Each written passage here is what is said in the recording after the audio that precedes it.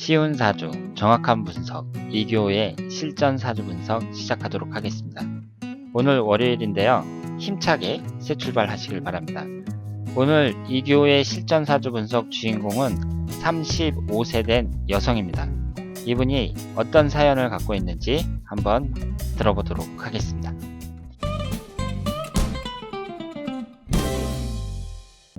안녕하세요. 이교의 실전 사주 분석 애청자입니다. 저는 현재 미혼이며 해외 무역업에 종사하고 있습니다. 결혼할 나이가 지났지만 30살 이후로 뚜렷하게 연애를 하지 않았습니다. 30살 전까지 연애는 많이 하였지만 평생 배우자를 찾아야 한다는 생각에 너무 신중해져서 오히려 연애를 더 안 하게 되었습니다. 성격은 털털하지만 반대로 예민한 면도 있습니다. 사근사근하면서 남자들이 좋아하는 여성스러운 성격은 아닙니다만 내 사람이다라고 생각이 드는 때부터 무장해제 됩니다. 평생 직장생활을 할 수는 없는 노릇인데 저에게 잘 맞는 직업을 찾을 수 있게 도움 부탁드리며 결혼을 할 수는 있는 건지 할 수 있다면 언제 할 수 있을지 궁금합니다. 이미 나이가 있어 만약 결혼을 한다 해도 자식을 안 낳고 사는 딩크족을 생각하고 있습니다만 제 사주의 자식복은 어떠한지 궁금하기도 합니다. 언제쯤 맘 편히 행복하게 살 수 있을까요? 저의 최대 관심사입니다. 자, 그러면 이분의 사주를 한번 분석해 보도록 하겠습니다. 이분이 개해년 갑인월 개유일 을묘시에 태어나셨어요. 오행의 구성을 보면 목기운이 4개고요. 화기운이 없고 토기운도 없습니다. 금기운이 하나, 수기운이 3개입니다. 이분은 사주가 한쪽으로 매우 치우쳐져 있는 사주죠. 그러니까 사주가 치우쳐져 있다는 것은 그만큼 특징도 뚜렷하다. 이렇게 볼 수 있습니다. 그러니까 이분이 오행이 균형되지 않았다 그래서 뭐 안 좋은 사주다 이렇게 말씀을 하시면 안 되고 이분의 특징이 뚜렷하잖아요. 그러면 그 특징을 찾아서 거기에 맞는 일을 하면 만족한 인생을 살 수 있다. 이렇게 말씀을 드릴 수 있겠습니다. 우선 이분은 그 목기운이 4개나 되는데요. 이 목기운이 모두 식신상간운에 해당이 됩니다. 그리고 수기운이 3개나 되는데 수기운은 모두 비견겁재운에 해당이 돼요. 그러니까 사람이 자존심이나 고집도 좀 세면서 일반적인 직장 생활은 잘 안 맞는다고 봐야죠. 비견겁재가 강한 사람들은 조직 생활은 잘 안 맞고 전문직이나 자영업을 하는 것이 바람직하다고 말씀을 드렸습니다. 그리고 식신상간운이 월지 포함해서 4개나 돼요. 그러면 이것은 사회적인 관점과 육친적인 관점에서 2가지 뚜렷한 특징을 갖고 있는데요. 우선 사회적인 관점에서 봤을 때에는 이분이 표현 능력이 강하잖아요. 그러니까 그 표현 능력이 강하니까 좀 창의적이고 그리고 뭐 말을 한다든가 아니면 그림을 그린다든가 글을 쓴다든가 이런 쪽으로 발달된 분이라고 볼 수 있고요. 말을 하는 쪽으로 직업을 가지면 좋죠. 그런데 이런 분들은요. 직장을 다니든 자영업을 하든 무슨 일이든지 일을 해야지 집에 전업주부로 있는 것은 바람직하지 않습니다. 그래서 일을 하면서 만족을 얻어야 되는 사주다. 이렇게 말씀을 드릴 수 있겠습니다. 그리고 그 일이라는 게 여러 가지가 있지만 창의적이고 말을 많이 하는 그런 일을 하는 것이 바람직하다. 이렇게 볼 수 있겠습니다. 그리고 이 식신상간운이라는 것이 육친적인 관점에서 남자 남편을 나타내는 관을 극하잖아요. 지금 이 사주에서 토기운이 없는데 토기운이 관성운에 해당이 되거든요. 그러면 이분은 남자운이 약하다고 볼 수 있어요. 토기운이 없으니까. 물론 지장간에는 2개가 있습니다만은 그런데 이 목기운이 그렇지 않아도 약한 토기운을 4개나 되는 목기운이 극해버리죠. 그러니까 남자운은 더더욱 약하다고 볼 수 있습니다.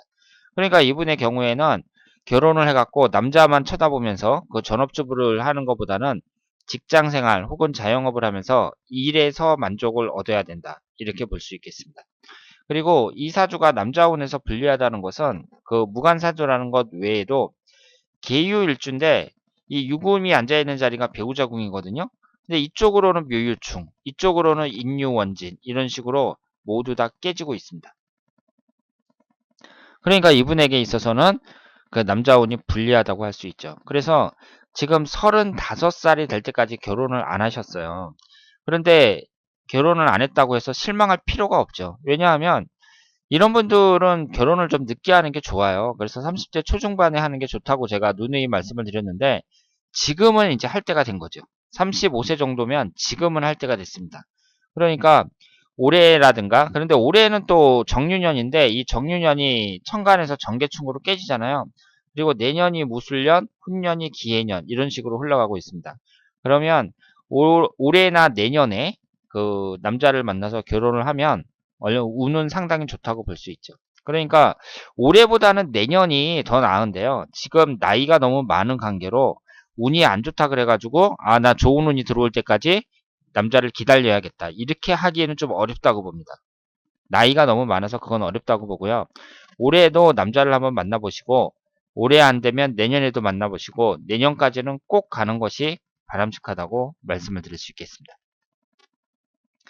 그리고 이 사주가 그 식신상간운이 강하다고 말씀을 드렸잖아요. 그러니까 직장 생활을 이제 여자가 언제까지 할 수 있겠느냐 뭐 이렇게 말씀을 하셨는데 그 직장 생활을 하면서도 요즘에 있잖아요. 남자든 여자든 모든 사람들이 자기 본업 외에 새로운 일을 또 찾으려고 합니다. 그러니까 자기가 먹고 살 일은 자기가 찾아내야 되는 거예요. 그러니까 사람들이 막 그 저녁 때 끝나고 막 요리도 배우고 그리고 그 밖에 그 돈벌이가 될 만한 것들 여러 가지 기술도 배우고 자격증도 따고 그러잖아요. 그런데 지금 본인은 이 아가씨는 그 식신상간운이 아주 강하다는 거. 이 특징을 잘 살릴 필요가 있죠. 그러니까 지금 우리 사이트에서 사주명리학을 배우는 것도 괜찮고, 사주명리학을 배워서 상담을 하겠다. 뭐 이런 것도 괜찮고요. 그리고 그 목기운이 강하니까 자격증을 한번 따봐야겠다. 뭐 이런 식으로 하는 것도 괜찮다고 볼 수 있죠. 그리고 역마살도 강하고 도화살도 강합니다. 이분이 역마살이 강하니까 해외 무역업에 종사하고 있다고 이렇게 말씀을 드릴 수가 있고요. 그리고 도화살도 있기 때문에 사람들의 이목을 끄는 그런 직업도 괜찮다고 볼 수 있죠. 그러니까 학원 강사 같은 거, 어떤 한 분야를 공략을 해가지고 학원 강사 같은 것도 괜찮다고 볼 수 있습니다. 그리고 이분이 흘러가는 대운을 한번 볼 필요가 있는데요. 대운이 현재 27살서부터 36살까지 정사대운이에요. 정사대운에 천간이 정계충으로 깨지고 있습니다. 그러니까 일단 재물운이 깨진다는 점에서 그 36살까지 내년까지는 무슨 자영업 같은 것은 바람직하지 않다고 보고 37세서부터 48세 이때부터는 운도 아주 괜찮게 흘러간다고 봐야죠. 천간이 무게합이 되면서 용신인 화기운을 생성을 하고 그리고 47세 기미대운도 토기운이 들어오는데 이것도 용신운이라고 봐야 됩니다. 그러니까 37세 무오대운을 기점으로 해가지고 이분의 운이 아주 좋아진다. 이렇게 말씀을 드릴 수 있겠습니다. 이분은 일단 7살서부터 16살까지 을묘대운이 지지가 묘유충으로 깨졌고요. 그리고 17살서부터 26살까지 병진대운은 비교적 괜찮았다고 볼 수 있는데 27살서부터 36살까지 정사대운이 천간의 충을 받는 것이 좀 충격이었다고 말씀을 드릴 수 있습니다.